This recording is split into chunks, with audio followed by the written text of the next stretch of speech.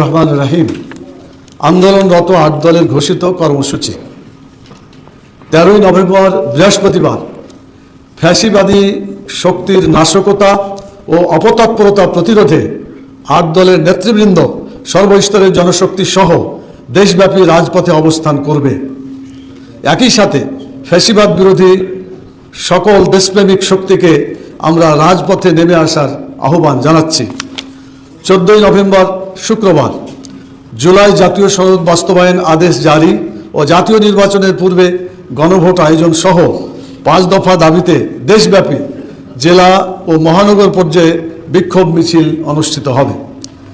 16 November রবিবার আন্দোলনরত 8 দলের শীর্ষ নেতাদের বৈঠক সকাল 11টায় অনুষ্ঠিত হবে। বৈঠক শেষে আলফালা মিলনায়তনে দুপুর 12টা 30 সংবাদ সম্মেলন অনুষ্ঠিত হবে। এর পূর্বে জনগণের 5 দফা দাবি মেনে নেওয়া না হলে উক্ত সংবাদ সম্মেলন থেকে প্রধান উপদেষ্টার কার্যালয় যমুনার সামনে অনির্দিষ্টকালের জন্য অবস্থানের কর্মসূচি ঘোষণা করা হবে ইনশাআল্লাহ।